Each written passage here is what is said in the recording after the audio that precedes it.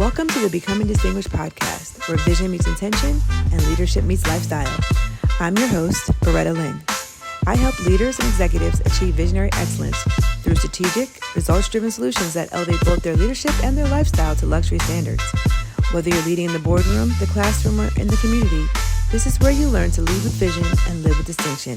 Let's get into it.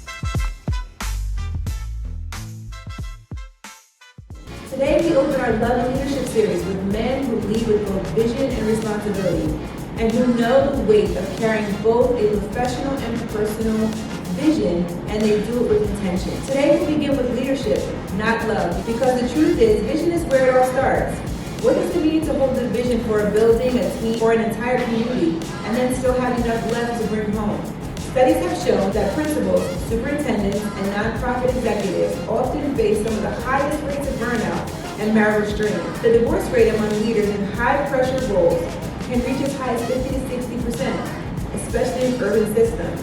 And yet many leaders, especially men, continue to lead with clarity, purpose, and persistence. In this episode, we're going to talk about how these men define visionary leadership, what they've learned since stepping into leadership, and how to navigate the delicate balance between the vision for their school and the vision for their home. This is Distinguished Love that Leads. You ever heard of Herbalife? Yes. So first I was the distributor. First I was the distributor. Then when I got really into it, I dropped like 40 pounds, and I weighed like $160, and I was like ripped. And then I was like, I might as well open up a joint. So me and my homie opened up a shop on Rising Sun. That's why I'm familiar with this area, because we had a nutrition shop in the morning, and then I used to do personal fitness sessions at on Rising Sun. The name of my storefront was called Respect the Principle, but the PLE, not the. And that's a great segue. Yeah. It's a podcast, y'all. So I do podcasts every Monday. So like this is. Really? Every Monday I do a podcast. It's part of my self-care. With who? I have a group of brothers that we do a podcast called Whiskey, Wings, and Sports. We get a bunch of whiskey, we get a bunch of wings, and we talk sports, and we talk life, and we talk women, and we talk everything. We just get a podcast every Monday. So I'm used to this podcast, which is why I'm much in my comfort zone. It's on Facebook Live. On Facebook. This is why you can So you do this. It is a podcast. It's not an interview. It's a straight podcast. That's why I just know about the lit. Like we gonna have it. Yeah. Whenever we ready. And I've had this. We literally have been recording. Are we recording? Yeah, we are. Hey, listen. Shout out to Beretta for this podcast, because it was a genius idea. I should have came up with this a long time ago. Because like literally, like when you have people, I heard your story. I didn't really hear all your story. I heard a little bit of your story, but like how we got to where we are. We don't podcast about this. This is like usually one-on-one conversations, but there's somebody in Texas or Maryland that got like need this. Yeah. 100%. Yeah. But if I can fun fact, I went to my first whiskey, whiskey tasting. I guess that's what it is. Because a little side, I just smoke cigars. So somebody invited me to whiskey and cigars. So I got there, and it was real. Like they had what are the whiskey cups called? Like the special little whiskey cups. Oh yeah. I don't know what they're called. I don't be drinking from those. I heard what you're talking about. They were serious. They took the bottles and put it in the bags, and then they had a book, and they were like the color. They gave history? No. I was the only female there because just his medical background. I was invited there by a man who didn't have a ring on. He invited me, but then when I got there, he did. Okay. So That's drawn. I think that. So but I'm part of the crew now. So now that I'm part of their crew, It's all about the pivot. no, it's not about the pivot. It is. It's really not. You know, Barry wants to be there. There was 9 men there. They're all married, and I'm like, why are they here? That's weird. But you didn't leave though. Oh no, that was great. You a G fan? Yeah, once I got my nickname, What's your nickname? Gun. Gun. It wasn't. That's very wide. Well, because they were like, your name's Beretta, I'm like, yes, so I was like, okay. I said, You know what? Roy. When I first heard your name, that's the first thought that came to my mind, but I felt like It's actually fitting. I felt like it was disrespectful to Well, name I that think at I the fit time. into the name where the name fit me. I was supposed to be Marlene. Yeah. No, You're not a Marlene. Yeah, exactly. You're I don't definitely see Marlene at all. Thank you so much. My mom and Marlene, my father. No, my father was named Marlene. And then my mother was giving birth, and the show Beretta came on, the detective. So somehow with the pivoting, they spelled it like a gun. Yeah. So You don't have no tattoos of Beretta on you or nothing like that. so moving forward, Dang. let's go with these. That's crazy. Wait, before you yeah. start, you gotta tell Darryl about Mike and the pauses and all the rest of that stuff. He does podcasts. Yeah, I I got know that you're gonna pause and you're gonna hit the mic towards me, and I have to stop it. Well, I'm not going to do my tour. You're going to do. How's our volume over there? You can hear us? Yeah. So we don't need to adjust. You just the one that needs Yo, to shout out to the podcast team, man. the podcast team on the network. Thank you. Thank you so much. So you have to tell me when you're gonna do. Yeah. We're gonna figure it out. So this is my, I was just telling the fellas, my first podcast. I did my intro and outro, but I want to do a welcome to the fellas, in the seats. I would not be able to do this first episode. Keep talking about me. Okay. I would not do this first episode without it. This is Jamal. Period. This is what he You doing a does. real job? Yeah, I get it. I want his background to be This this. is really what he Oh, okay, well, does. let's It's do it TV. again. He walks around in circles. He makes Yeah, doors. honestly, this is what makes a podcast. Yeah, right. It's That's what I wanted it to be. I wanted Yeah, it my to apologies. No. I wanted it to be you. We were going to start the podcast and then wait Right. till you came in and then put you and come in later. Y'all been fired too. But now people know, so it doesn't matter. But anyway, we're gonna go welcome before we jump into it. I am so excited to be able to start this first episode with the three of you. And I also want to thank you guys because I was telling Rahir and Jamal that if you guys can keep asking me about the podcast, because sometimes you say shit out your mouth, and because it's an idea that hit, and then you're like, you're fired, but who's gonna do it? And then maybe I'll do it, and then I put 6 to 9 months go by. Everybody's like, when you do the podcast, I'm like, oh damn. So I appreciate it because had y'all not pushed me, we wouldn't be here. So of course it had to start with you guys, and then also I knew that I wanted to do something about love leadership. I know there's a big disparity between women in leadership and love, and men leadership and love, and I was like, how fitting to start with Black men who are married and who have been married, and hopefully you're also married. Today. Okay, great. I gotta check it. I gotta check it. But also they're still married and in this Today's the case. most important day. Right, that's it. Listen. Hugs and kisses. And then we'll see about tomorrow, right? Right. So, but before we go ahead and jump into the love part, which we know is gonna be a little fiery, we cannot do anything unless we start to talk about vision. I'm the visionary leader. That is the main part and focus of my leadership and also my business. So whenever I start with any of my workshops or whatever, we always start with your vision. So let's get into the first question. I am not going to be one of those people who say who can go first, and y'all talk over each other anyway. So, Before we answer, can I just toast to your first podcast? oh, please do. Yeah, I just want This is great. You don't even gotta have nothing, Bob. Nah, just Can't put it in there because Nah, just do it. You have to pay for that. We'll do an empty joint. Let's just pick the whole bottle up and then you can. There you go. Toast to the joint. Yo, toast to the first one. Thank you. Beautiful. Thank you so much. Yes. Why you make the noise? I had to know it too much. The noise was kind of weird. You're right. But that's like it. That's how it be. And I actually that kind of. Oh my God. Anyone at any time, how do you define visionary leadership from your lived experience? My Into goodness. what you were speaking about. You guys I've been are thinking about big. as a visionary leader, you got to see stuff and do stuff that people don't even understand why it's being done. Like you got to move. You got to move in ways. So you got to move it forward. You got to move in ways that people don't understand. But sometimes you just got to be a part of it to get everybody to understand that you're here with them. he's already ready for it, to figure out what we want to talk about, figure out what we do. That was just performative right there. He's like, the team with it, I'm with it. But I'm pretty sure on the back end, he runs through what he's about to talk about, what he's about to think about, and I think that's a little thing for me as a visionary leader is like playing in a space that nobody's playing. Like playing so far in the future that sometimes I actually get lost myself and gotta make sure I'm coming back in the right direction. So I just throw it out there and started, but that was crazy. I think that, being a visionary leader, I've been now principal 7 years, administrator 9.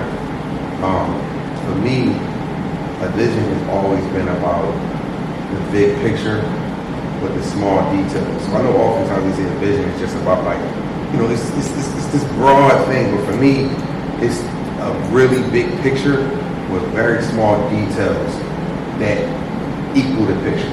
So for me, I think about that paint, and like every stroke on that painting made the big picture. And so for me, I think what makes me be a very distinguished visionary leader is the fact that I'm very detail oriented, and I think about the things that other people don't think about.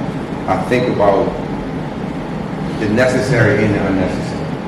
I believe that in order to be visionary, you got to be innovative. You got to be captivating. You have to be willing to take risks. I feel like a lot of people are living in a safe space right now where they don't feel like it's okay to take risks. And I get it, you got your job, the economy tough, but in order to really be the best, you gotta be willing to take risks and do things that other people aren't doing, which is kind of like what Jamal talked about. You have to be thinking outside the box, but still using the things that have always been around. But you're just basically taking the things that's been around and making it new. Yeah, those are some great answers. My answer's not that good though. So like, I'm gonna keep it 100 with you. I ain't know what my vision was till I turned 28. I ain't had that until I was 28, bro. It took me 28 years to get that thing right. I'm gonna tell you why. Like high school, I can go through my whole story, but long story short, I fell 8th grade, fell 10th grade, went to college. Y'all do a 5-year plan or y'all graduate 4-year plan? Man, 5-year plan because I switched my major 3 times. When I tell you I had no vision, I didn't know what I wanted to be when I grow up. I didn't know what I wanted to do. I didn't know what my purpose in life was. And then at 28, I had an experience, and over those life experience, I realized that there is a formula. I was telling Loretta about this the other day. I was like, there's a formula. My formula in life is passion plus service equals purpose. So the idea is that you find something that you're passionate about. You find out how many people you can serve with that passion. And if you're able to put that together, it don't matter what the job is. Sometimes it's entrepreneurship, sometimes it's a title, sometimes it has time, sometimes it doesn't. If you're able to put that together, you ultimately walk in a purpose. And I think anybody who can see their purpose ultimately sees a vision, right? And so for me, I wasn't able to get that formula down until I was 28.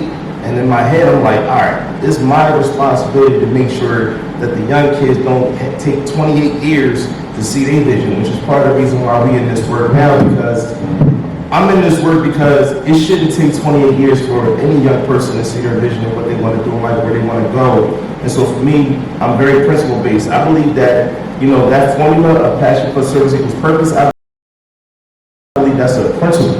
Just like gravity, it ain't no way you can shake it, right? So, respect the principle. A lot of us don't respect the principle. We think that, when you find something you're passionate about, we want to equate it to money. All right, how much money can I make from this? Not necessarily how much people can I serve from this, right? Okay. And so, you got a bunch of homies that want to be principals, but then wonder why they struggle because they did it for the money. They ain't do it for the service. You get what I'm saying? But I think there's a piece. But I think there's a piece that we can't miss in that.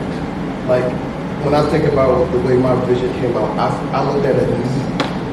I started assessing all the needs in the spaces that I frequent. I started to think about the individuals that I encountered. And then I started to realize that one of the major differences from where I was at in life versus where they were at is they obtained what they thought they needed. At some point in time, they thought it, like you said, that money thing, they thought they found that money and they thought it was enough. They thought they found that love and they thought it was enough. They thought those things, but they weren't thinking about 2 years from now, 5 years from now, 10 years from now. Am I going to feel the same way or feel in a similar way that's going to use that energy that's going to build up and it's going to go? That's why it has to be service connected to it. Can I ask a question? Like, in order to discuss a thing, you have to define a thing. Yeah. What do y'all define as vision? Because for me, my definition of vision has evolved over time. And I don't know if I mean, no.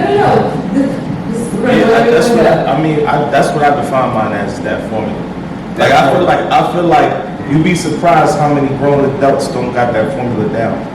They either serve a population and they be like, all right, I'm cool serving this population, but they don't love what they do. No. Or they love what they do, but they're not serving the right population that they want, so they hate their job. You know, whatever the case may be, like, they haven't figured that formula out yet, so like, their vision isn't defined. They just working at a job, and the problem is, you know,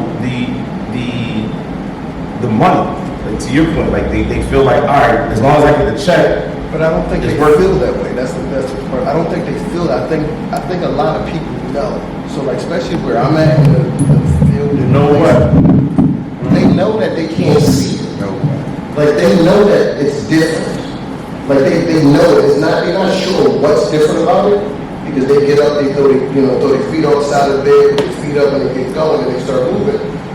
But it's something about, and I'm going to go a little bit higher with it. The things that we carry internally. Like, I think that's part of the vision. Like, that's something that feeds into that vision, so that like, it gives us fuel, it gives us motivation that we can. Yeah, but I don't. To me, passion is like up here. I'm talking about like something that's down here. Like, to me, like, it's your mission, your journey. There you go. That's like it's figuring out, but it's more or less. And I'm gonna say it in a scary way, and then I'm gonna push the mic over.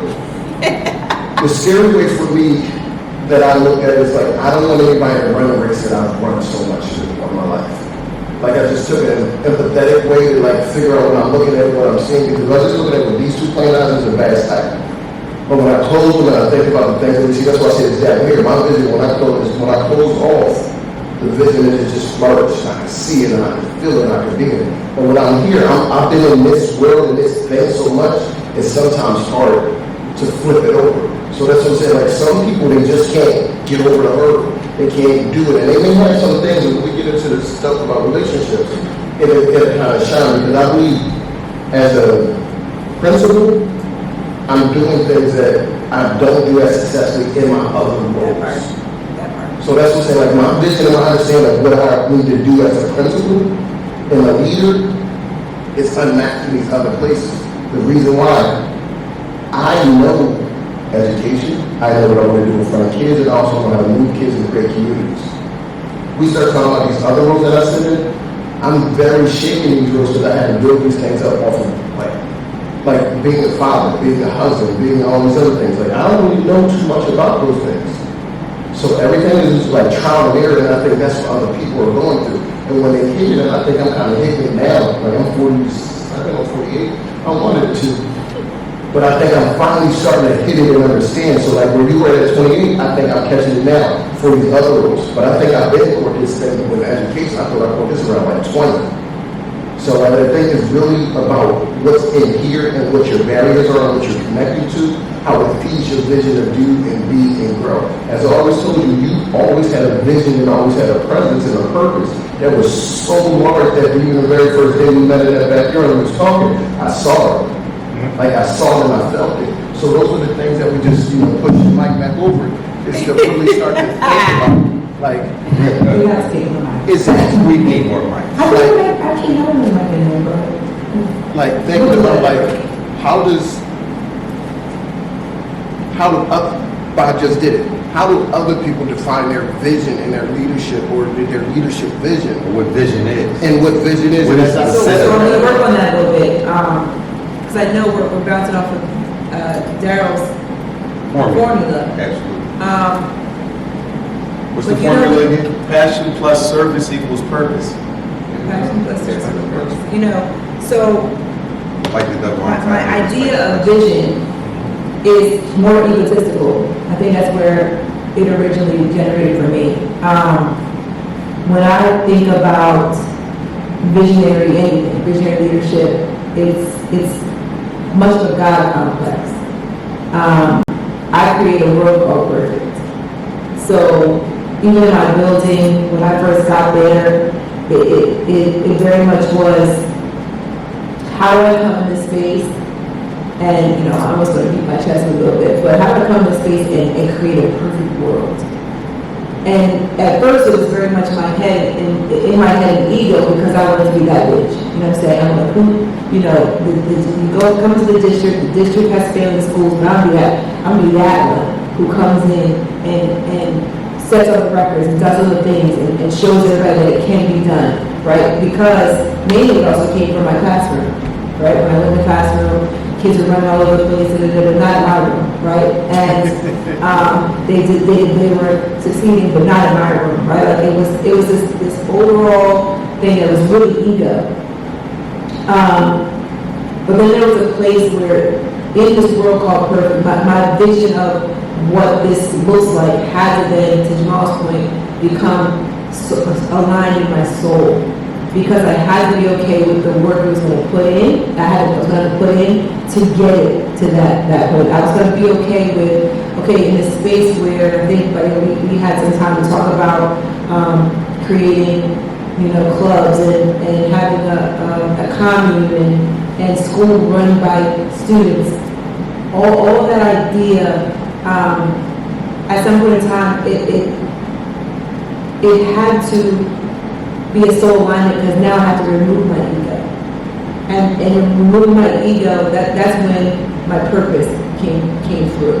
So a lot of it was, I'm about to come in here and let's kill it. I mean, I don't know how many people started in the first year principles, I'm about to do all the shit that my principal couldn't do, So I definitely came in with the vision the vision being more of how do I create a space that succeeds in a larger space that fails. But it was ego. So my vision for me is creating a soul alignment to my purpose. So, and I know that's a lot, you know, it's really wordy, but there's a space where kids, families, communities have the power and the voice to be able to have the things that they should just outrightly have without any kind of hoop jumping and all kinds of other things. So in order to, that's my vision for these things, but at the same time, what do I have to do to create it? And it's very interesting, just to kind of pivot a little bit. We're three leaders here that are talking about vision in a space where no one talks about vision. So I guess my next question is, I'm going to give you an example. I was recently at a workshop and we had to just review a whole set of core values and pick the top three. My workshop, I do the same because I believe also your vision has to stem from your core values. And vision was the core values. So we had to go from 5 to 3 to 1. In the space of 30 leaders, I and someone else that I coach are the only people that pick vision. So the next question is, why do you think that vision and visionary leadership being so important? Why do you think we're in a space where no one talks about it? Or no one seems to be talking about it? Fear. Well, we're in a compliance place. I think a lot of the work that we do is everybody just wants to do things, back to what I said about being safe, not taking risks. We live in a social media society. Everybody's knowing what everybody's doing. Thank you for social media. Make sure you follow me on all my platforms. Make sure you follow her for sure, please. I don't have any social media, but this is the most social you'll get from me. I think everything's about compliance and not about actually making change. My mentor and my former boss, he actually said the system isn't broken. It's doing exactly what it's designed to do. And so a lot of things is about design. Having a vision means that you're breaking the status quo. You're being a cage buster. Absolutely. You're not doing the basic things that the job or whatever entity you work at, because we're leaders. We're not really principals, we're leaders. We're really CEOs of our building. We can really apply these same principles to anything that at any place. We can go on and consult, help build a business, help do this, help do that. But in these spaces, a lot of things are about strictly compliance. There's a lot of politics involved in it, and it's about just making sure that we check these boxes, right? And in some ways, we box ourselves into these basic things like ELA, math, science, attendance, right? Where the conversation I had with you just last week was so much more revolutionary and important in that. And I always talk about the things that don't show up on the stat sheet, right?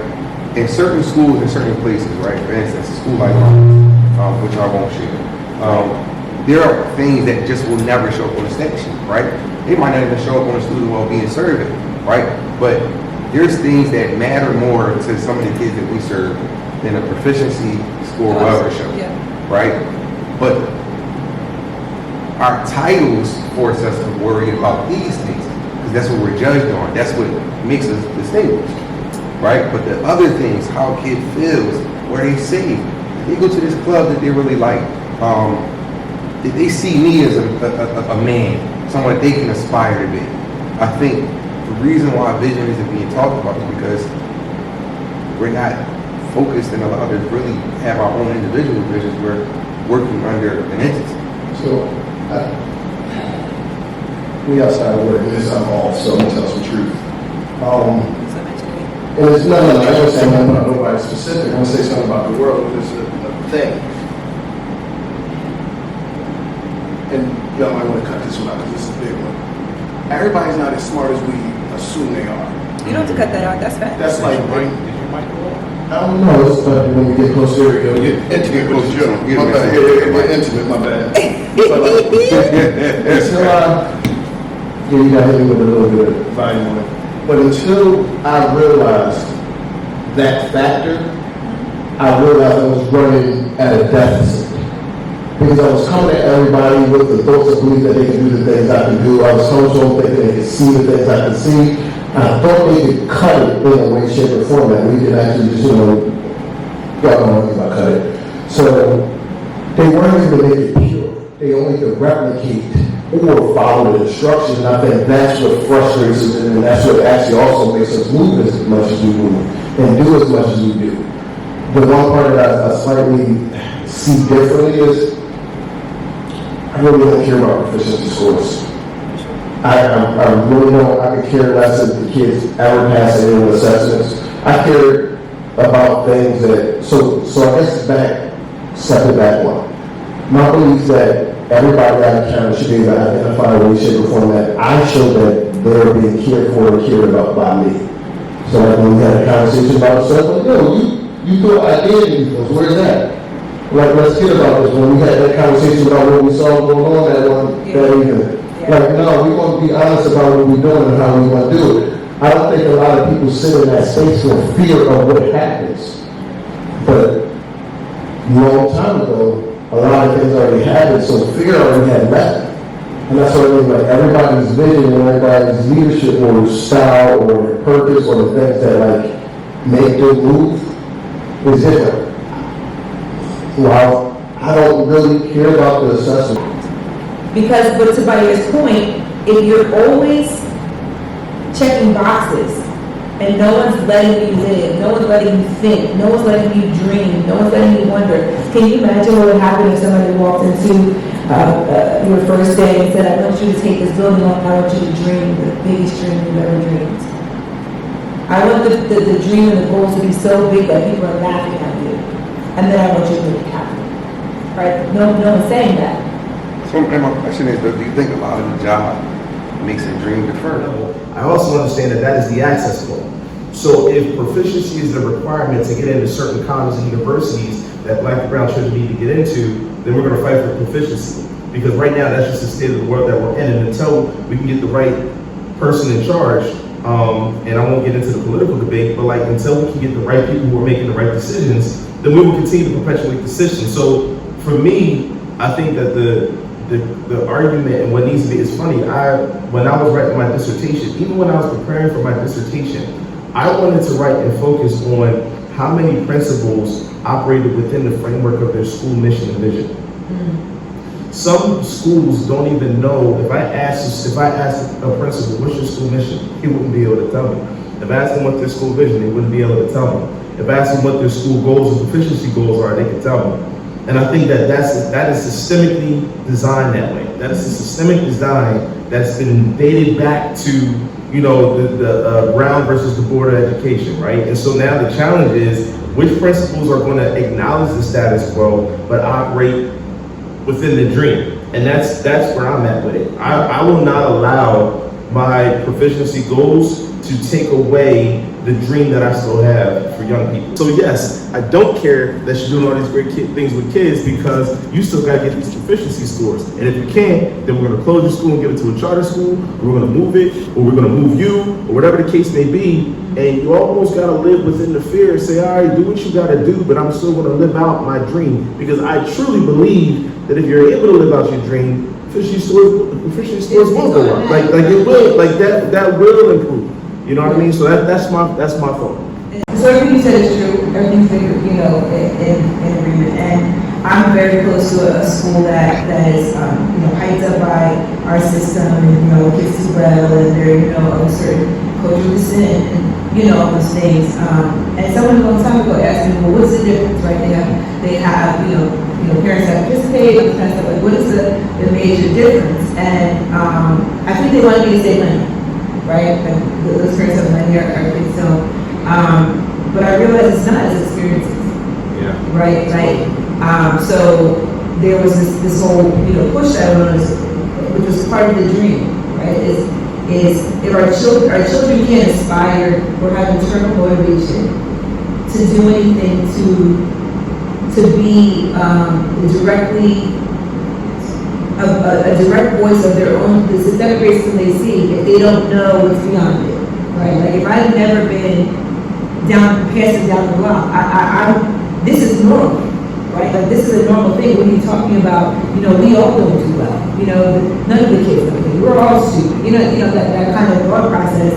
So in that dream, that goal, it was kids who do everything, kids who go to the theater, kids who understand that they have to grow their own food and why, kids that take embryology, kids that do all the things that other cultures do, if I may say. So that there is then this intrinsic motivation to say, oh, I didn't know that I could potentially be an orchestra. I didn't know that I would want to make costumes for the theater. I didn't know that I could be a chef or whatever. And therefore knowing that there's all these experiences out here that I want to do, I got to get to a place that teaches me how to do it. So therefore, I'm now worried about my scores. I'm now worried about my homework. I'm now worried about making sure that I read everything at home, right? So there's other way of kind of coming around to the dream that then's going to get the results, right? So in saying that, and in talking about the visions that we have and dreaming big, when you were little young tykes, you know, did you have a dream and thought about being married and being in a relationship? What was your vision for when you get married or when you be in a relationship when you're older? So you're saying at 28, you didn't know what your vision was for me. When little girls grow up, they watch, you know, Disney movies and Disney films and, you know, read about our dress. And I remember being in college, although I was a chemistry major, I spent a lot of time looking at wedding books and going to David's bridals with my friends trying to dress it. And although technically I did it because they were doing it, right. I am more of a person who knocks down walls and puts up drywall. But that was not what everybody was doing. And, you know, back in the day, you know, I mean, I was tomboy, I played sports, I cut salamanders. I lost the shorty in high school, and I was like crying and going all of that, it's true. But then my mom, this is my mom, like got me. My mom was like, hey, listen, you too young anyway. Ain't no way you should be dedicating your life to one woman. You're too young, you need to experience life. And my mom put the barrier in my back, and I turned into something crazy, right? So whole college, I'm living life. I'm dating on scene, and I'm living life. And when I tell you the vision was all the way gone, I had a whole nother type vision of what my life was going to look like. I thought I was going to forever be a bachelor. Thought I was forever going to live life. And so I remember I had graduated from college, and I was dating 3 women at the same time. And one of the women I was dating, you know, one thing about me, I keep it 100. I don't lie to nobody. I just feel like I'm too good of a man, and you don't want me for who I am, or you're not gonna want me. So I just no need to lie and play the game. So look, this was just my persona. My mom built it in me, so I was in me. So I was like, I'll tell you. So all three women were okay with this. So I thought I was living like a champion. Right? So I'm like, I'm gonna live like this for the rest of my life. This is my new vision for how I see myself with women. And then one of the three women came up to me one day and was like, you know what, Darren? I know I'm a queen. And I know I have a vision for my love life. And if you can't commit to me, then it's over. And she dumped me. And when I tell you that, like, when this particular person dumped me, I realized, like, oh, wow. When I realized, first of all, I thought she was lying, so I was like, you ain't gonna dump me, I get at you on Monday. So I think, you know how sometimes you think women just need some time to get over it? So I called on Monday and I realized my number was blocked. So I said, oh, wait. So I'm like, I'm not used to getting blocked, I'm not used to all that. So then I realized, like, all right, I gotta reassess. I had to reassess my vision for love, right? So as I'm reassessing, I'm doing the math and I'm realizing that this woman who dumped me has something that I never had in any other woman that I was dating, and she had self-worth. She realized how much she was worth, and she wasn't willing to deal with all the other nonsense I was dealing with. And honestly, it made me mature. It forced me to mature. And then when she blocked me, I said, oh, it's real. So long story short, I cut off all the other women I was dealing with, and I said, I'm actually going to try this thing I tried in high school again and see if it works. And I'm married to this day. It's about to be 17 years in October. So, like, that woman helped me realize what my vision was by dumping me and letting me know, like, yo, if you're gonna find somebody with self-worth, find somebody, because you're gonna have fights. We know that our jobs require certain things, but when somebody knows their worth, they're not willing to tolerate your bullcrap. And I think I had a level of respect and reverence toward that to the point where I'm like, I want to spend the rest of my life with this person because I don't think I'm ever going to find nobody like that again. So that's where I'm at with that. I mean, so for me, I've never had a vision of being married. That wasn't something I thought about. I was young. I really didn't see much of that, you know, coming from where I came from. It was, you know, how it was. It was really for me, you know, religion kind of grounded me in saying that that's what I'm supposed to do. And that's what has to happen. Because for me, all I saw growing up was, you know, maybe people lived together, you know, they survived together, you know, they had kids together. But marriage in my area community wasn't as prevalent. So I did have a few people in my family that was, you know, married, but a lot of people that I saw around, you know, baby mom, baby dad, et cetera, et cetera. I think maybe having a job and seeing that was the norm also kind of pushed me to say, oh, that's what you're supposed to do in this world. You know, you're supposed to be married. It's the thing that kind of makes you a little more mature. But it really wasn't the job. It was really just the concept of the fact that that's what I'm supposed to do. I'm supposed to be married. But it wasn't something that was like the standard where I came from. People I knew didn't even talk about being married. You know, they just was doing their thing, you know, like for the most part. Like people was just rolling. And yeah. And how many years now? 12. Congratulations, brother. Yes, bro. Congrats. So I think on my side is a little different. I had a lot of people like only went to college so I can have somewhere to live. Like so all of this education on it, like they don't match the way normally like other people may have seen it. So still in the space of being cared for and cared about, like that's what I wanted. And then I was like, well, until I find somebody that cares for me and cares about me, I'm cool with my life, like, you know, here's to that. Like, it was a lot of time and a lot of energy, like chasing love and chasing things and figuring, but again, I think about it, the vision that I had for myself at that point in time had nothing to do with the things that I really needed. It had things that, excuse me, the things I wanted had to do with the things that I needed. I didn't need a woman back then. Like, they weren't the benefit of the life that I looked to live. Like, I needed to be able to take care of myself. I need to be able to take care of my brother. I need to make sure all of like the basic needs are because my life experience told me that turned something bad. So as I did that, had kids, started to get myself situated like, yo, I can't be in the streets somewhere, I can't go into something, I gotta be a good dad because being an amazing father was like, that was my goal. Like I never said I wanted to be a husband, I never said like father, like that's the thing, but in the reason I didn't have that. So I wanted to make sure whatever I missed, somebody else is going to get that. So along the way, me and my college sweetheart, I can call her that today because we're cool. Me and my college sweetheart, and she getting pregnant, she ended up having a baby. As you know, she's 22 today, well not today, but 22 now. My daughter. During that period of time, it made me think about where am I going? And I really realized I had nowhere to go because now I'm a father, but I had no plan about how to be a father. Like, and then it started like, all right, well, there's other pieces. Like you said, like I said, all right, you gotta have a full-time job. You gotta like have your stuff together. You can't be in the streets and doing all of this stuff. Like, all right, check that out. We gotta start building your network up. I started hanging around people that was doing fatherly type stuff. Just what happened, a lot of them were husbands. So like, okay, like that's another version. And start messing with she was my girlfriend. Then actually, she was my friend. She wasn't my girlfriend.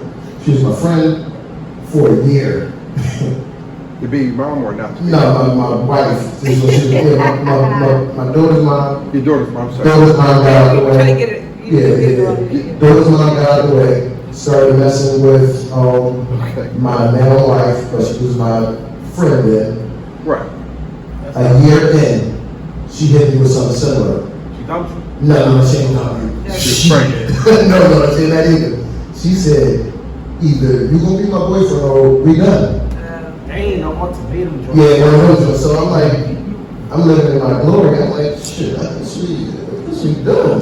It goes in my mind. Then I was like, drove home like, she's a great woman. She loves my daughter. She's not in the world. She's doing the things I need. She's cute. She's sexy. She's all like that. Like, fuck it, let me play this game. So that was your vision? It didn't turn into like it's still, and I'm like on some other stuff. That's why I said today I learned through being married. I'm married. She got married in 2010, whatever year it is right now. You do the math. You got something to do. Video 15. But we've been together for like 20 years, 21 years. As we started to grow together, she understood what it meant to be a wife and gave me other opportunities to understand what it would be a husband. And then that's when my vision started to show. My vision for marriage was a Cosby Show. It was like, it was that type of stuff. Like, it was so, you get in a real world, you realize that when you argue, you don't just walk out of the room and cast, put some makeup and you come back out and everything's good. No, you go out of the room after arguing and nobody comes back out for you. Nobody comes back out. So I started having to learn what it means to be like a husband, a father, and lean into that. And as I started to refocus and like, again, be around good people, talk, have great conversation, open myself up to see what I don't know, because that's one of the things a good leader understands. They understand they don't know everything. And they start like finding knowledge and seeking experience and finding coaches and all the rest of that stuff. And I indirectly did it, and then now, we made it all the way up to 15 years. Some days are much easier than others, but my motto in this thing is like, today is the most important day, let's make today work. So at all costs, let's make today work. Now ex-husband who had the same vision for us. We were friends, everything was, he wanted a stay-at-home wife. I thought that's what the thing was supposed to do. So I did that. I, got married, bought a house, all the supposed to, bought a house, and I had my son, and he's a junior, all those things. And then one day I was trying to figure out whose vision was that? Because I'm miserable. Like, I don't want to be home. I have a whole chemistry degree. Matter of fact, want to go back to school. I can't do, I was going insane. And then but I don't know where that original vision came from, because technically I went into chemistry to make my own hair and makeup products so I could be my own boss and have my own business. That is my personality. That now, somewhere, there should be a space where I can do that and with the video, right?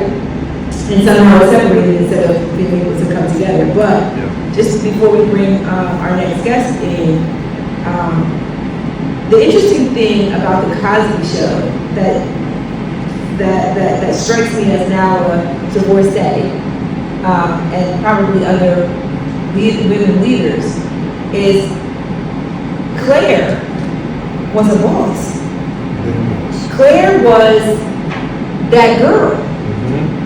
She had full Louis, like she wasn't a necessarily stay-at-home mom. She wasn't, she had her own shit. And Cliff was good. What I'm coming across these days is if you're a Claire, the Cliffs out here got problems with you being a Claire.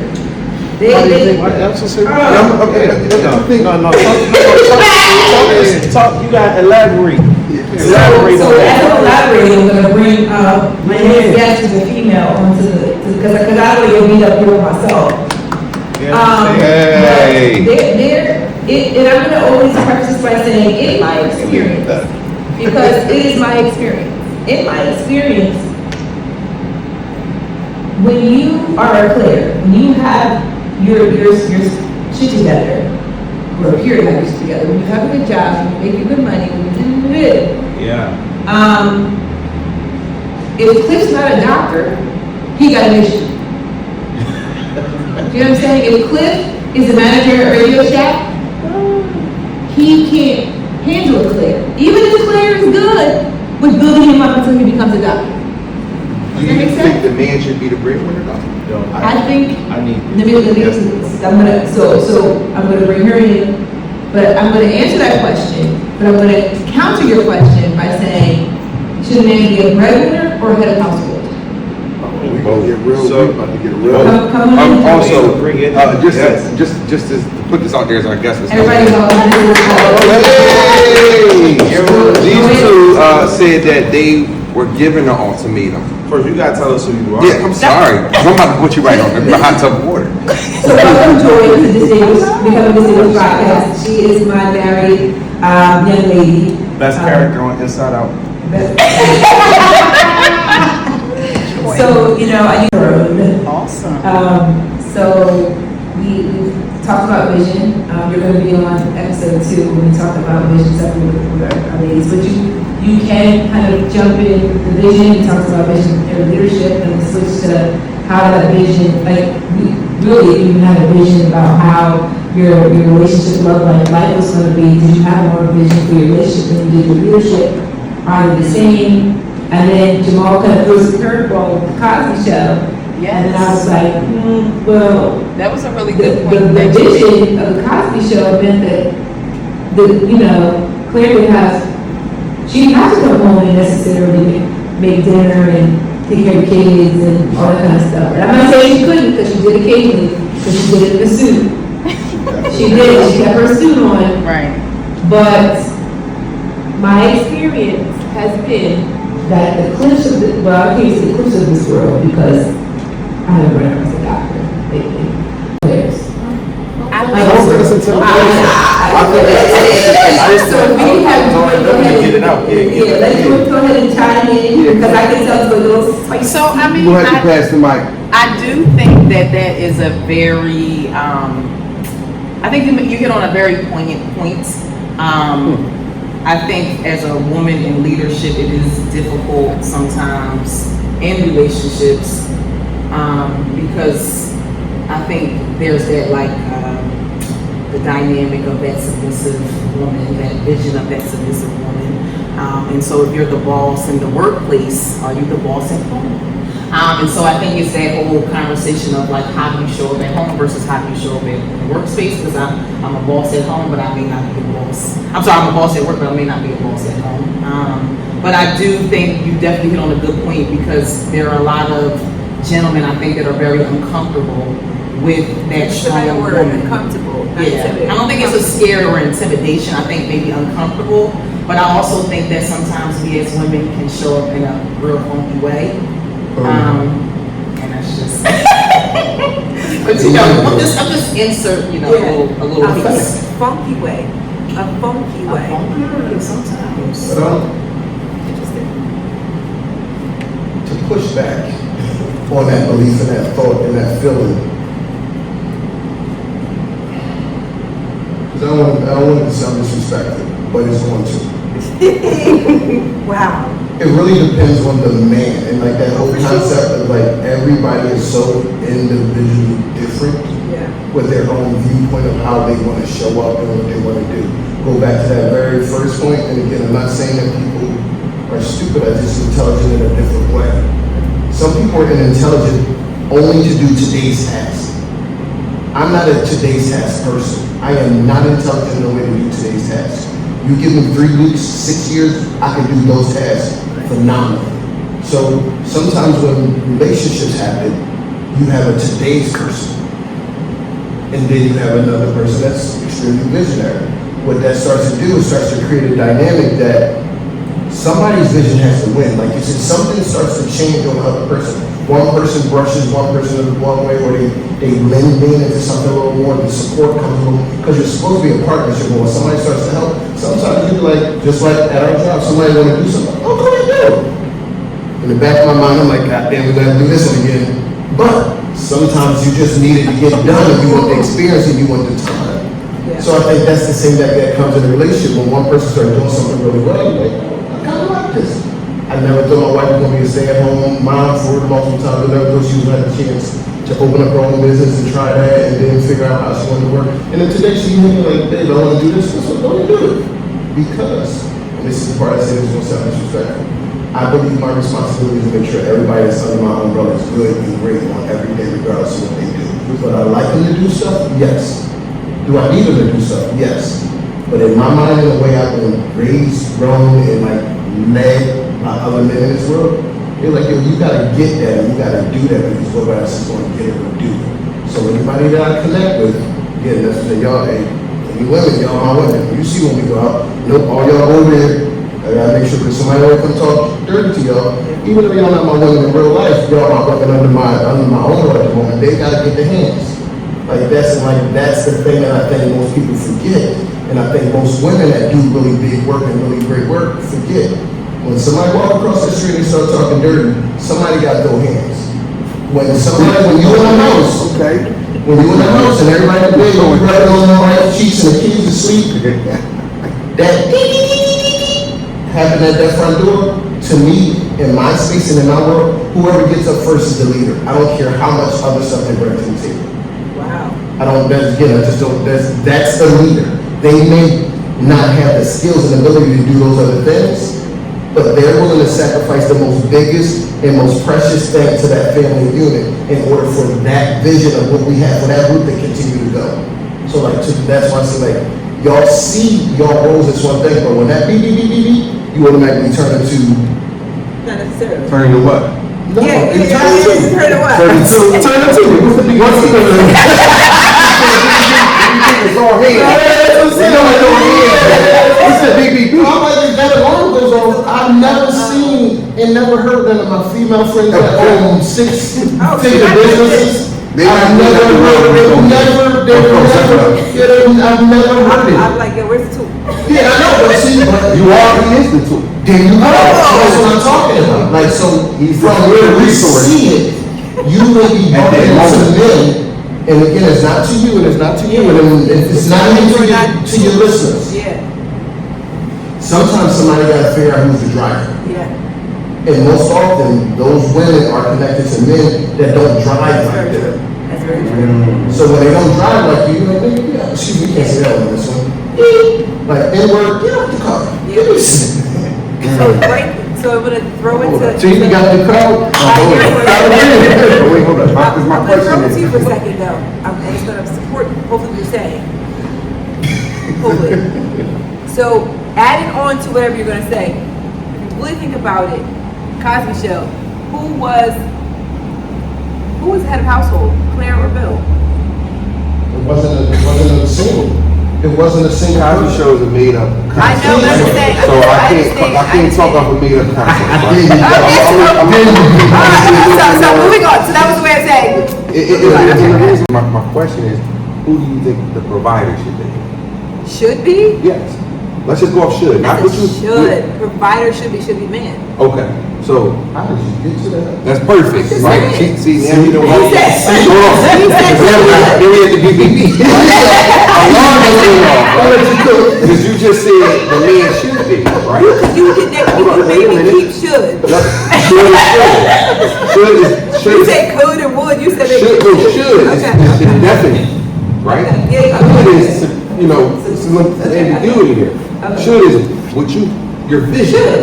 Yeah. My Your vision vision, should be. Yeah. Right? Right. Your core value, and somebody said their core values create their vision. That was you, right? Yes. Okay, all right, back to where we Well, started. I would like to go back. Oh, I'm not throwing it back at you. I'm just asking a question. You said that men are, the original word was intimidated.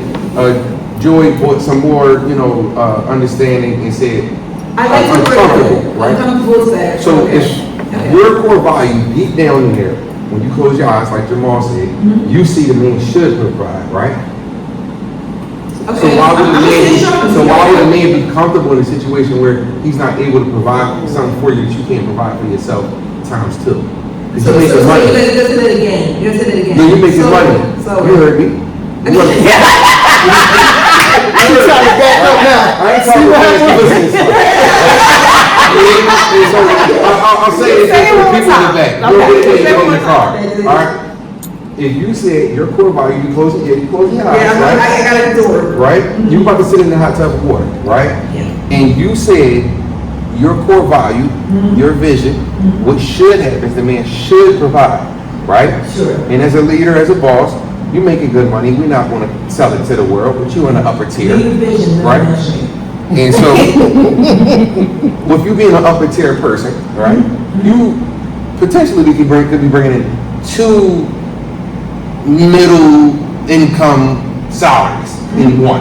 Sure. Potentially, right? Potentially. So, an average guy's doing half of that. You know what I mean? Sure. Right? And he's doing pretty good, right? Sure. How would he be comfortable knowing that your core value for him is you should be provided? It's in the back of your mind. I don't care what you say. At some point, you about to pull that car over. Hold on. At some point, hold on, you gotta get out, brother. You're not driving right. I can do that for me twice. Hold on. You said provide, you didn't say provide what? But you know So, provide. no, I said. Provide it all. No, because when it comes to provision, for me, a man should provide my safety, my emotional safety. Yes. Like you laid all. Can you buy those material- things? No, I cannot buy those things. Can money? So you don't think money provides security? No, not the way that it's from a man. Okay, so if you don't have a home, do you feel safe? Depends on the If you don't have a home, You feel so this safe. is something No, that you because buy. the thing is that I just wanna know something. No, I'm just asking this is where something. it comes to the difference between head of household and the breadwinner. So I can be the breadwinner and I know I'm not the head of my household. That's a very two different things to me. But you And still the do the provision- goalposts. But the provision is a head of household title. The provision is when I come home, do I still have to leave my home?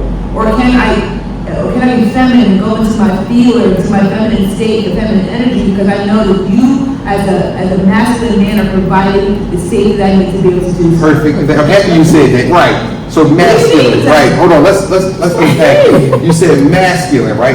As the masculine man, he allows you to sit in your feminine energy. Wait a minute. I'm gonna You just want to understand. What is some masculine things he could be doing So to when I let you say sit in your feminine? masculine, I'm going off the idea of masculine being thinker, feminine being feeler, right? Thinker. So what is he thinking about? No, so for example, we can say as leaders, when we're at work, we make 150,000 decisions at one time, right?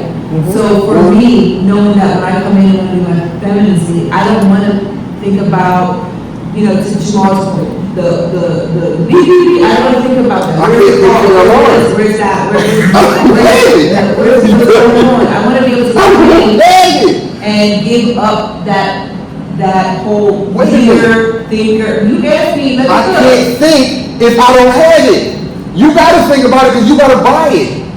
I mean. Wait, let's let here. You gotta buy it though. I can't think that far because I don't have access to the way your financial literacy is. I'm not even that far. But there are some men who are not breadwinners that understand and still have households that they can, whether I'm buying or not, they still can show up. Show me where they have led and they don't have the money and the access to make the decisions and think the way you think because you're in a different bracket. So how can I even think for what you want or need if I don't even have access to that? I am a female. No, but you're thinking it out loud and you're not taking the thought in. You're not processing what I'm saying. I'm processing what you're saying. I'm saying you said what my vision is, what I think should happen. It's not happening. Is it happening realistically? No. But you asked me what's So going I'm on. going back to your original question, right? I'm putting some scaffolding in place. Oh, you right? And so what I'm asking you, what's the original question about a man being, it wasn't uncomfortable. You weren't so uncomfortable, you said intimidated, right? I'm trying to share the space. And I'm just only asking because I think it's not fair, right? Because also, there is a status. So can I interject something here before I lose it? I think you hit on you make a very good point, right?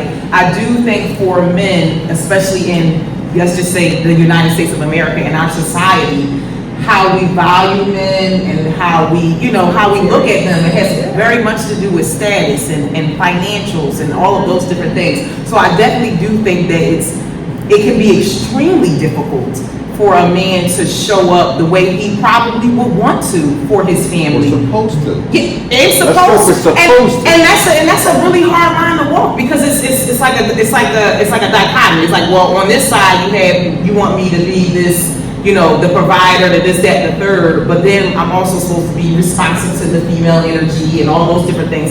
And I just feel like the way we value men in society, it doesn't lead with what we think we want.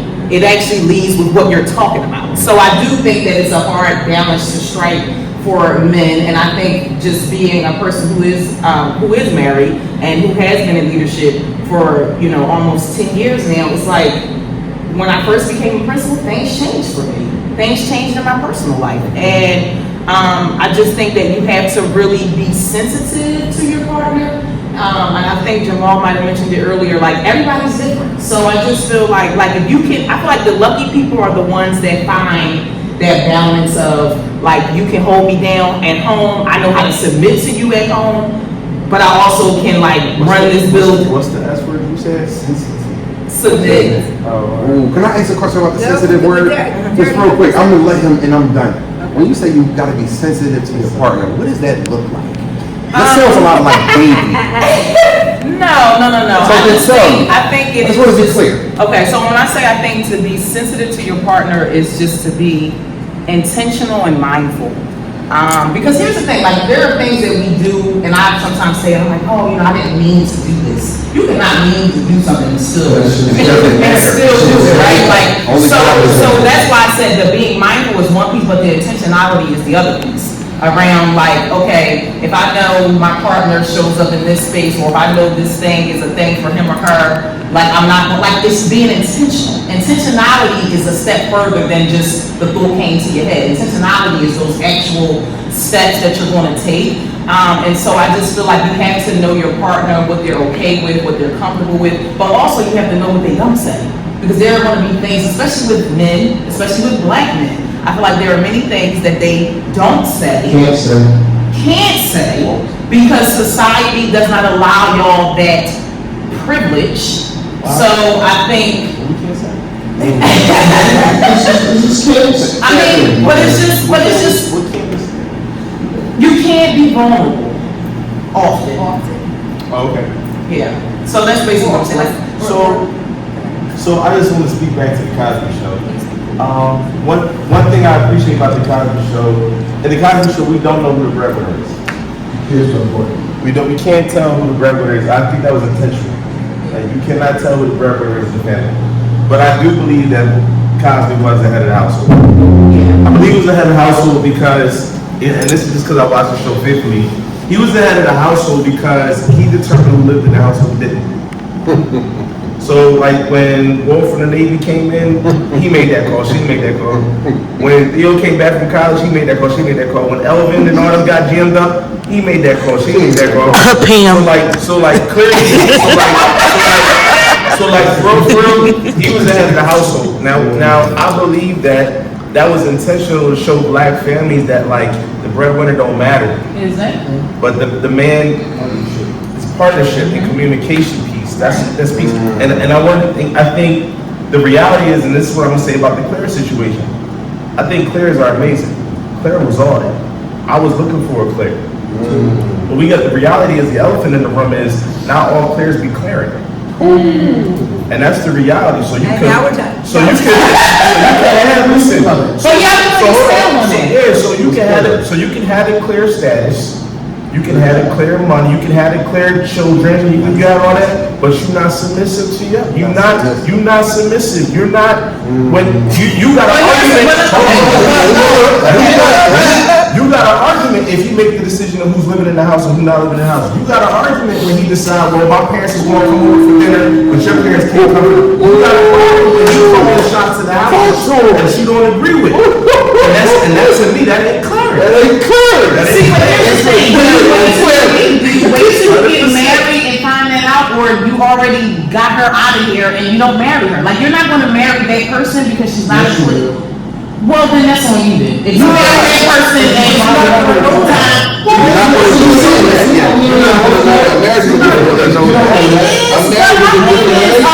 okay, so You know what women are, excuse me. Straight up. Women know what men are before they get married. Men don't know what women are. No. Okay. See, now that I would agree with. It's a I'm gonna say, like, I know. Like, I knew exactly what I was getting. We did. Yeah. Especially a Claire. Yes. So like. So here's my thing. I own So- the fact that I didn't marry. My wife wasn't a Claire when we got. She get Claire now, but she wasn't Claire when we got married. You know what I'm saying? So And maybe her marrying you was how she was propelled to be that clear. Facts. You know? So but my point is that like y'all in a situation where you are a Claire, and like All the time. the cliff is like you mad at me because I got an issue, but you ain't Claire. Like there's situations where you're not identifying the fact that you're not clear right now. So Yeah, the bill ain't go, I mean, Cliff ain't Cliffing sometimes. I don't. And many times.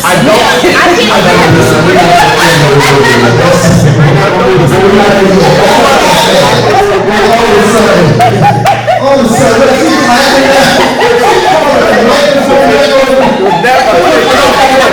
when they are going off the cliff, they're going off the cliff, right? But see, this is the projection that they have without pointing the finger back, right? Because it's three pointing back at you. But you did. No, I didn't. And you want to know why? Because that's how the game goes, right? It's reverse projection, right? Can I really, I mean. Go ahead, it's your point across the show.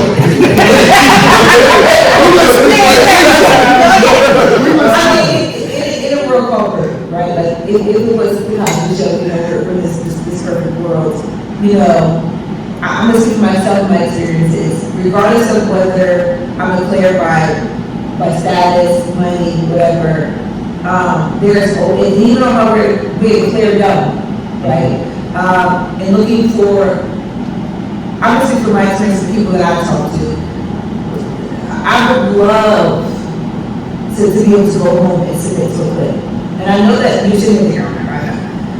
There are so many ways that I would love to be able to put it down, right? Take it off and put it down. However, sometimes, you know, the cliffs of this world. Now, and you have to understand what we're balancing.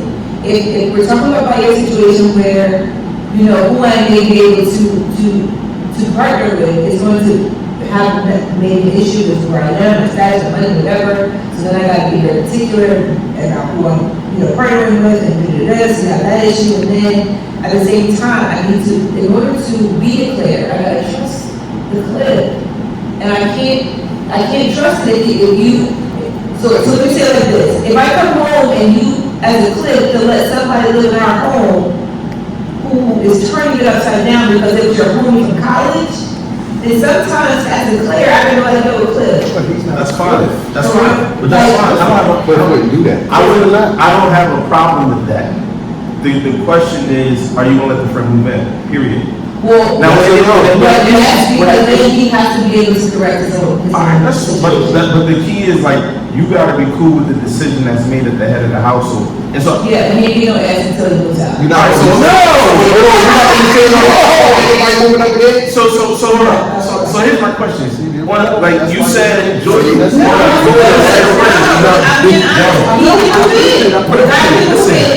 Listen, Joyce said the key word that I definitely want to touch on a little more is word of submission. Submission. I believe there's levels of submission. There's levels, right? And when we're talking about clarity, there are levels, especially when y'all bosses. Let's point clarity. Yeah, like y'all know bosses, right?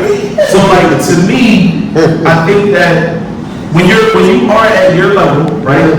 When you're at your level of success, is it fair to say that submission becomes a little foggy? Indeed. No. Can I just ask one question? Not at I just all. want to ask one side. Not at all. Can I ask one question? Not at all. Can I ask one question? I can't answer that right now, not at all. Can I ask one question? This fight is getting really difficult. All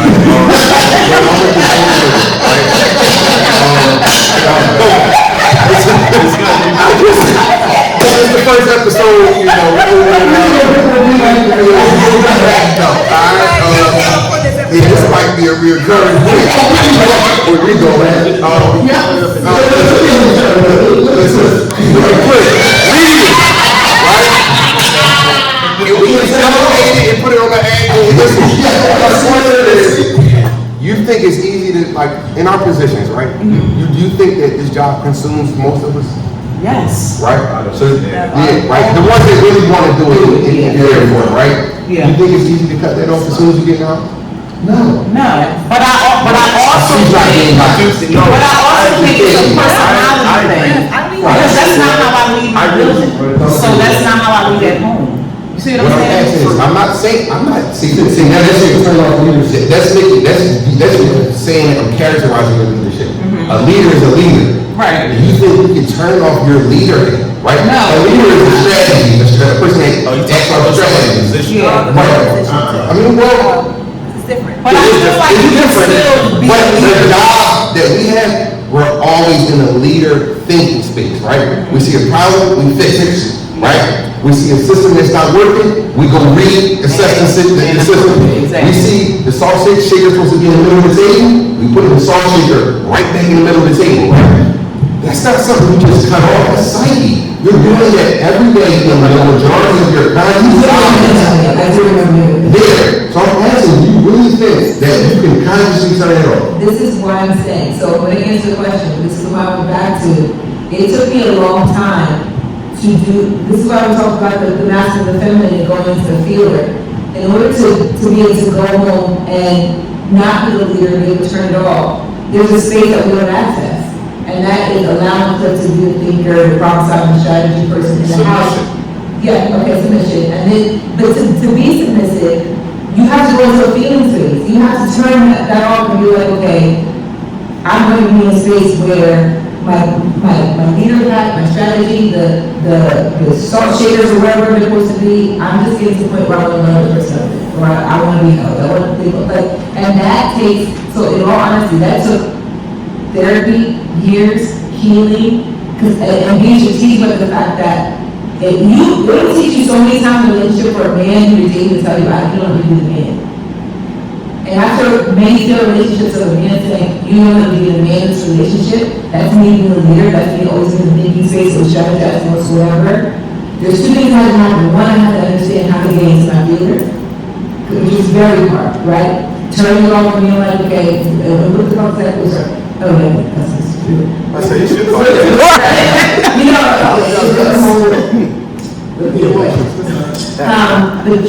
figuring out what does that feel like, right? What does it feel like coming in and then the shit all over the place, and I gotta not say anything, right? Because that's just your, that's the result of that. I mean, I know that now we're trying to move over to that space. Sometimes you gotta I'm talking about for me in this space. For me, it wasn't a little bit. As I was moving forward, it wasn't a little bit of time. I had to, you know, it was my process, right? But then I also realized, to your point, I have to be able to build my feeling with someone else I can trust and think. Like Claire would declare because Cliff was Cliff. Somebody else was, dating and being with someone who is, but what I'm saying is there's something about TV, but there's also about someone who I can trust and listen. Most relationships aren't like that. We're not in a cosmic era. Can I finish? Go ahead. So, knowing currently and being strategic about the kind of person that I need to be with, in order for me to turn off the strategic thinking, the problem solving, I gotta trust that somebody else is doing that work in the way that I can trust, so I can submit. If you make stupid ass decisions, I can't do it. That's not fair. So you have to breathe because you caught it the wrong way.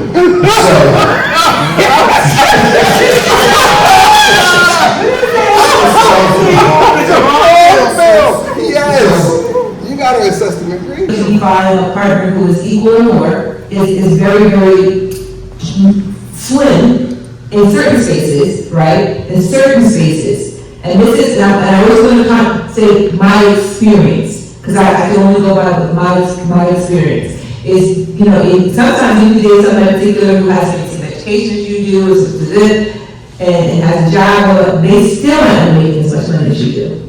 So, because you said that, a lot of men that therefore men are left is why it's slim pickings. I just think you have an issue for what you can provide. The thing is, if they never provide for you, you might just gotta live in West. That's the thing. Or you might gotta live in North, but you want to be provided in single family homes. So we talked about levels of submission. Let's talk about levels of providing. Yes. So talk to me. So it's levels for that, right? So for the ladies here, what are the levels to providing that may not meet your expectations? What are the levels of, I'll say the question again. What are the levels of providing that may do that still may not meet your expectations? Are there any levels? I'm sorry. I want to clarify. Oh my God, you cut her off. Are there any levels? I apologize too. I apologize immediately. I said this is a clarifying question.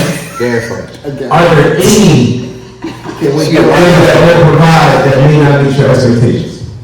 That may not meet my expectations? Yes. Right. Yes, that is the question. Yes. That's the perfect question. Crickets. Sex. Sex? Yeah. That's, I hear the question. Sometimes they don't meet your expectations, absolutely. Okay. Let's talk about He said tangible one. monetary. I don't No, I will tell you no. Is there anything else? Sure, I'm gonna use the mic. You got any? Do you have? She can't say based on my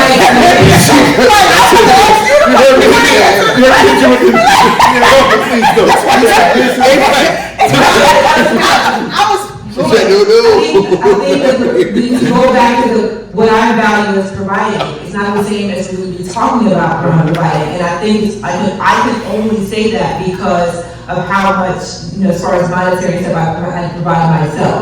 So for example, the statement was living in West. I don't have a home. We don't live in West. Why do we live in West? I have a home. Because they live with you. So he's not in my household. No, it's not, it's you didn't answer this question. You didn't. No, but it doesn't matter. His job is to provide. Yes. I'm provide my emotional safety. No. You I'm supposed to provide money. That's his job. No, that's what it says. What says? You're not supposed to provide. It doesn't monetary. It doesn't say that. Also, what does it include? I just listened. You cut me off. So Jesus when said we talk about providing now, That's right? what homeless. We talk about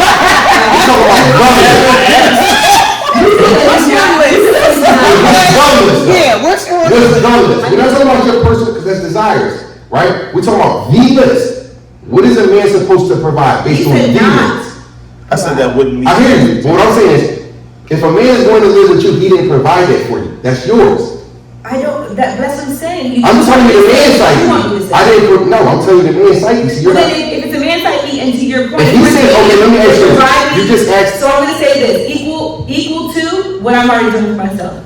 So then then you chose If you it. cannot do that, then you're not my clip. I like it. Yeah, I think like that's it. reasonable. Because you made me do it. You made me say something That's monetary. perfect. I'm But happy you he's, said but that, right? he's okay with understanding. No, I'm still the head of this household, and I respect I will that. submit to you as the head of this household, but these four walls, because I brought them as an issue, you're still not my clip. Yeah, and my thing is, I don't, again, what you made this here, don't understand. That's why I It's like all- said, so that's why I said the pickings are slim, because then you have to iron out all through that. Would you be okay, so that's why I said, then would you be okay if he as a man said, I'm not comfortable with that, I want you to live with me, because I'll provide for you, and I want to build ourselves up. Because you just say no, but you gotta come live with me, because I got this. I did, you said if he didn't have to, that move to West, and I'm saying. If you say I'm in West, that's where we going, and that's what makes me feel comfortable, we're getting married, No, are we married? we're married. Once I said you mine, we married. We married. So, cause see that you're But I just want to answer that, right? Again, this is you said it's my relationship, right? Based on, so I feel like we're comparing different providers, and I feel like that it's this thing of, well, in order to make him comfortable feeling okay as a provider, I have to then, and I hate to say it this way, Say downgrade. expect less than what I've already provided myself, and if that's an then it's issue, about then money. then you're not my, like, I keep coming around. So then it's about money. You made, I tried to. It is about money, so in that aspect, if you're not. Why is it less?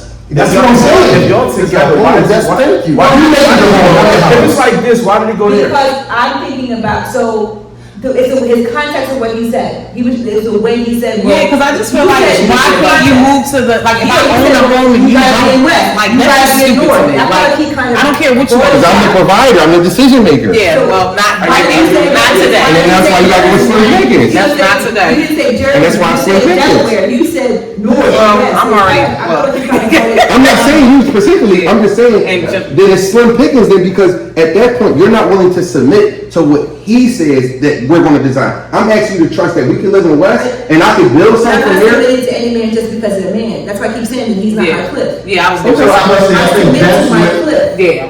so I think we're someone equal to. I said that. So then this whole conversation is a moot point. It's not- So I said, it's not- because you're not gonna be with somebody that's under you. You have a filter. Like what you I want. thought I said it. No, you didn't. The question No, was, it's just slim I pickings. said, Yes. I said. if the you can't question provide started what with, equal to- what's the original question on your paper? We haven't even talked about this. 57 minutes ago. It's when you came in here, right, and you had a co-star. No, because technically, her is trying to different from mine when she's married. Yeah, I'm coming from a single point of, a single mindset, like, our needs are different. yes. Like, our needs are, that's why you keep trying to make it monetary for me, it's not monetary for me. I wanna stop making decisions when I walk into my home, period. I wanna turn my mind off, period. And I want him to, It's not true. You can't do this. Money does have an aspect in decision I'm not making. talking to you. Talking to my brain. You can just I'm your cousin. That's what Jamal said, everybody's different. So where do you want me to, where do you, what I need, right? My needs are, my clip has to understand and be okay, this is what she needs and this is what she values. And four walls living in West, bring on, now, do you have salary? I say, look at a job, you compare what's mine, you compare what's mine, no. But do I want to walk in and you know that you're the head of this household, I can be your wife, I can be your woman, I can submit to the decision that you make. That is the vision that I am looking for. But you So, can't, because he can't go live in West. I'm just saying, he can't, because you say he can't live in my West. clip can't. You You can't. know there's nice stuff in West. That's what I'm saying, I'm like, what? I'm giving North. It's the way you said it, it's the way it was. I'm just thinking of, I understand it. What I'm saying is, most people have this white fence, single family home. I'm not even thinking about that. I'm not talking particularly to you. But I also think that's the. I did. I also think, like, as leaders, that's what we go around and do all the time. We figure out all the perspectives, we listen to all the things, we already know what people are gonna say. And we feel like we gotta rush people to it. We feel like it's not enough time to do this thing. Well, in fact, it's not, you know, to that. Correct. This is late. Yeah. So that was, I ain't gonna get to that. But, so take this journey with me. Well, how long is it? I was gonna say, 'cause We don't have much time in the evening. So, So I'm gonna make it small. I'm gonna make it small for you. And This was a good talk. so when we think about this, and this got a chance to see how leadership works in its way, like how it gets in the way of the progress of the thing. So in this space, let's just name some things. In this space, we're a group of people that know each other, love each other, care about each other. We're a group of people that believe in each other's vision, mission, and their purpose in life. But when somebody does something that feels not like you want to feel it, we turn back to the other person that doesn't allow us to be the best version of ourselves. And this is me too. I'm saying this is all in totality. But what happened, I think, when we shine at our school, because right now we don't, because we got bubbly, we talk, we happy. But I think in the spaces, and to get back to relationships and being married, I had to learn. We can cuss on your thing? sure. But I'm not gonna cuss out loud, I'm gonna say it low. Like sometimes you just gotta shut the fuck up. Like you just got to. And I'm saying it from a man. And I'm saying it from me. And I'm saying it from me, and I don't care how much money I have in the world, I don't care about life is president or whoever and everything. There's something about a man when we're raised in certain places and certain spaces, like that whole concept of just shut the fuck up is a real thing. And it doesn't sound good to the world. It does not in any way, shape, or form. But that's a concept that submission kicks in, and then guess what? It's the duality of it. So I know sometimes my wife tells me I just gotta shut the fuck up regardless of what I feel, regardless of what I know, regardless of what I think. This is her moment to actually give the world clearly what's in our heart, mind, and soul. And what can't, shouldn't, or doesn't benefit is the co-signing of one perspective. So that's when we sit in the leadership meeting and we're asking other people, and people just sitting here looking, like, what do you think? Well, I kind of agree with you. What do you agree with? Well, I agree that we should do. Well, why do you agree with? That's why we go so deep in it, because we really want to get the backstory of the thing. So now we're making selfish about me. So the safety in it, this is a one where you look back at it, you'll see how men adjust to spaces and things. So sitting here, just sitting here, just listening, build up. And I thought I had a moment. So that's why I said, like, the feeling, I thought it was a moment. And I think this is what happens in relationships, and like, that's why we don't get the pussy anymore. Because this happens in a crucial moment, and then you're like, oh, you can't talk to me like that and get this thing. Yeah. But in turn, I think the partnership and the way that we move forward in a relationship is where I was like, I gotta double down on getting on this thing now, because that's not the world we're supposed to live in. And we started to go that direction, and the time listen to me. We were supposed to be going in that direction, and we stopped and we started going in that direction. That means we had a double time and we get back to where we were supposed to be.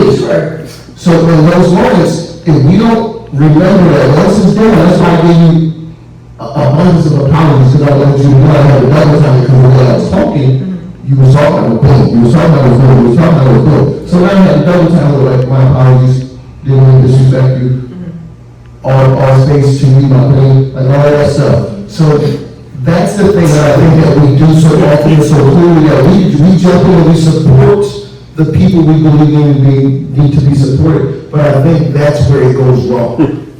Like, I feel like that's the space where it goes wrong. We just sometimes gotta see where the person ends up at. Like, and then you get a chance to see the person's authentic self. You get a chance to see how they build off of that. And if it's a safe space, guess what? In the belief and in the moment of the thing, and I'm just talking about me, and people go, you really want to do that? Go do it. Yeah. Just go do it. And then they go back and forth, you don't want them talking like that? If that's their first language, talk away. But as a leader, I realize there's sometimes, and as a head of household, I realize, and as a man, I realize, sometimes the concept of just shut the fuck up is so big, and people take it personal. Like, it's a personal thing that we do because we have so much going on, and it's so much there. So the point of that is saying is, my apologies, my opinion, but also for people to realize, like, in order for leaders to do the thing, we can't be scared to do the thing and stand on the thing. Like, we can't be scared to say the words that people don't want to hear. We can't be worried about the way the person feels, because the thing that I have for you, in my belief, and it may not make it there, the thing that I have for you is so much greater in this moment that I've got to push the gas a little bit harder. We got to go a little bit faster. And I got to swerve. And you keep telling me, like, pull over so I get, no, sit yourself down. Let us get to what we get to. And guess what? In the back end, I don't believe nothing bad will happen. But if we don't get here before the fashion that we do, once we get where we want, I'm going to turn around and give you the things that you need as my woman, as my person, and all those things. So that's the thing. Thank you so much, Mom. Yeah, that's the thing. So we're going to wrap up here. I don't like this feeling. This feels very much like that. So I'm going to shut the fuck up. And not because I'm submitting, because I'm not safe. Right? So that a layer that maybe one day we'll roll into it. And the other layer I want you to walk away thinking about through this conversation and through communication, who is black and white in thinking and who's gray in thinking. Because that also managed how we were communicating with each other. So, last little sentence before we leave out, because I'm going to ask literally the first question that I've asked. Because I have to answer the question from this way forward. Thank you. Next Listen, I knew how to wait. If you go back and give in one sentence, when you step into leadership, knowing what you now know about balancing vision with love, what would it be? Joy. Can you read that again? Sure. One piece of advice to yourself, know what you now know about, your marriage, balancing love, and your vision. What is one piece of advice you give yourself starting out in leadership? Don't shrink myself. And I'm gonna keep it real short and sweet.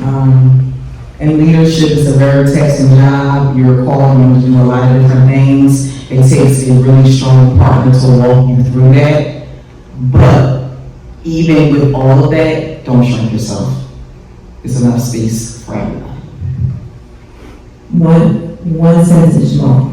Did you use my name? And I love What's your first name? What do you say the second? What's your first name? It's one of you already, you can't fix it all today. Wow. It's one of you already, you can't fix it all today. I love that. Very similar. Just give yourself grace. Grace is everything. Grace is very underrated, so take advantage of it. My sentence is, it's not that deep. Reflect, and revise, and revamp. That's pretty much it for me. All right, thank you so much, guys. What about yours? What about yours? You want to hear it from the host? Yes. Gotta give us something.